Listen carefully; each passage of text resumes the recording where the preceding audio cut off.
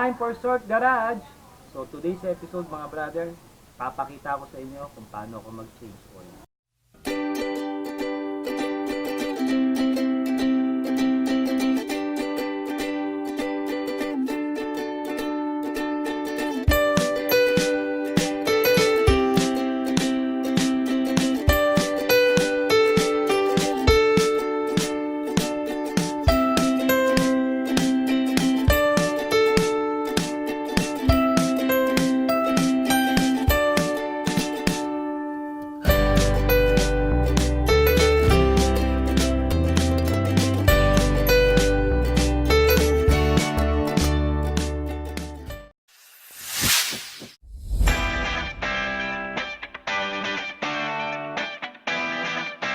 Time for Short Garage! So today's episode mga brother, papakita ko sa inyo kung paano ako mag-change oil.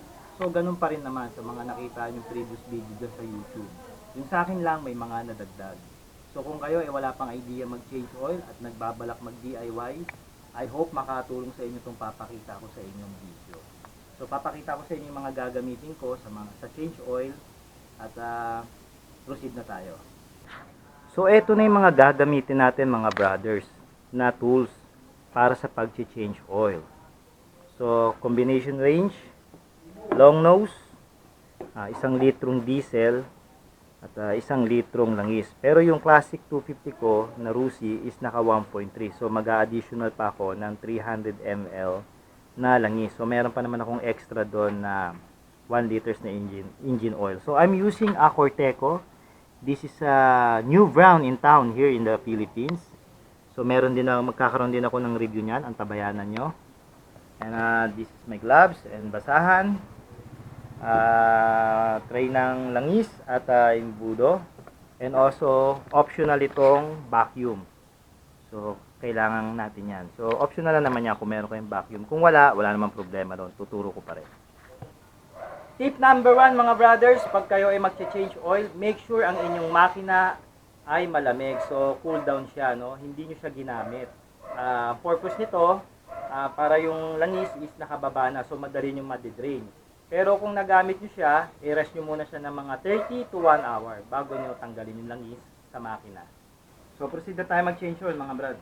Madali lang naman to. So kung meron kayong mga brothers, kung meron kayong mga dyaryo, o yung mga binibigay na papel pagka nag-grocery kayo, tawag sa ganon, recycle paper yun eh. Mas maigi yun. Pero naubusan ako ngayon, so gagamit ako rito ng mga naiwang panyo ng mga customer ko dito sa computer shop ko. Social no? Nakapanyo pa.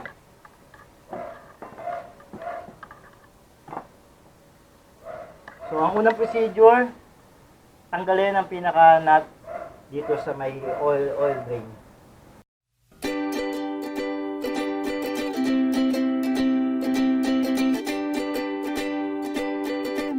So masikip yan, pukpukin nyo lang konti. Make sure pagka pinukpuk nyo siya mga brad, talaga nakasagad yung pinaka ano. Ayan, okay na, lumuwag na. Hindi ako makatiklop, laki ng tiyan ko. Ayan.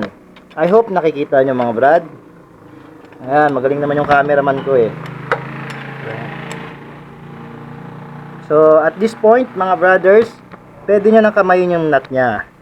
So para matansya nyo yung ano, kasi bubulwak yung langis dyan eh. Yan. And also, lalabas yung pinaka spring nya, tsaka yung pinaka built-in yung filter dito. So yung motor ko is walang oil filter. So sa ibang motor may mga oil filter. Pag nag-change oil kayo, much better palitan nyo na rin. So ayan, kulay dinuguan na siya, puto na lang ang kulang. So right after nating ma-drain yung langis, maghintay lang tayo ng mga ilang minuto. So nandito yan sa bandang ilalim, I hope makita nyo. So ayan, pakita ko, kuha kayo ng basahan at ikot nyo lang yung daliri nyo dyan. So tip number 2 mga brothers, pag ako ay nag-change oil is gumagamit ako ng diesel. So ano ba tong diesel? Hindi ito yung gagamitin kong langis para dun sa makina ko. Wag po yun, masisira yung makina. So I'm using this para gawing engine wash ito sa aking makina. So kung meron kayong budget, pwede kayong bumili ng engine wash. Pero kung wala kayong budget at nagtitipid katulad ko, ang alternatibo is diesel. So pagkatas mag-drain yung langis dun sa makina, ilalagay natin ito sa makina natin, mga around, then i-start natin yung motor, mga around 5 seconds to 8 seconds, para mawash yung mga natirang dumi pa ron o mga nagdikitang maguruming langis kasama dito sa diesel, and then i-drain natin siya ulit bago natin vacuumin at ilagay yung bagong langis. So ngayon lalagay natin mga brothers itong 1 liter na diesel dito sa makina ng motor ko, so to make a engine wash. And then pagka in-start nyo to, pag ginawa nyo to sa motor nyo, make sure na pagka pinatakbo nyo siya, huwag nyo siya i-rev at magbilang lang kayo ng mga 5 seconds to 10 seconds. Yun na yung maano doon. So sandali lang kasi hindi yan pwede magtagal, baka masira yung makina nyo.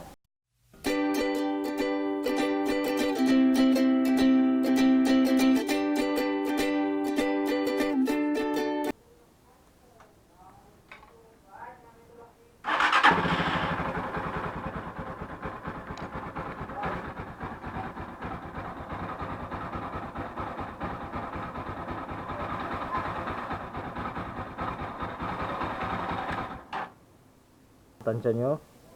At hindi ko na muna nilagay yung spring tsaka yung pinaka built-in filter nya. Kasi i-drain din naman natin kaagad yung diesel eh. Ayan ano. So makikita nyo dyan, kanina yung diesel clear na nilagay natin. Pero ngayon maitim pa rin. So ibig sabihin yan mga brothers na may marumi pa yung makina. So babakimin na natin siya mga brothers. Ang purpose naman ito is para matanggal yung mga natira pang dumi at mga nanikit na maruming langis at diesel. So matagal ko na itong ginagawa, so 10 years na rin at I think wala naman ako nakitang side effect sa aking motor. So ang purpose ko lang naman nito talaga is malinis pa yung mga matanggal pa yung mga natitirang dumi sa loob ng makina. So tara, medyo maingay na lang to. So make sure, nga pala mga brad, make sure yung vacuum nyo is merong pabuga. So pabuga kasi yung gagawin natin, hindi pahigop. So mostly kasi yung mga vacuum puro pahigop yan. No? So check nyo kung merong palabas yung inyong vacuum pabuga. So tara!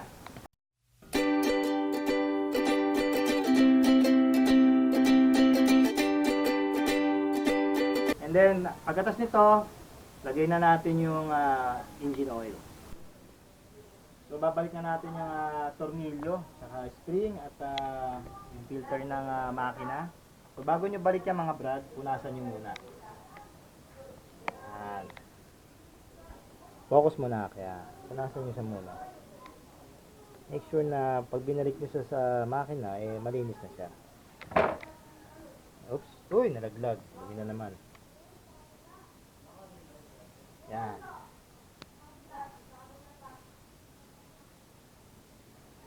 Then, lagyan na natin siya ulit.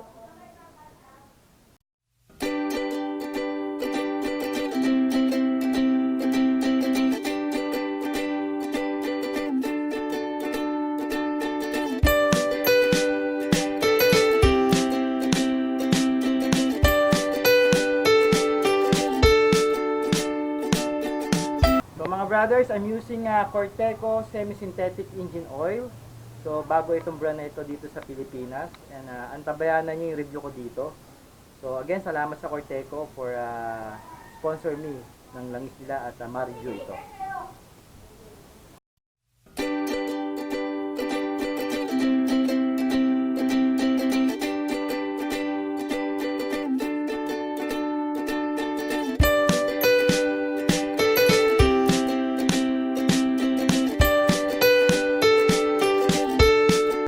Okay, pag nalagay nyo na yung langis na dapat amount sa inyong motor, sa makina ng inyong motor, check nyo ng dipstick.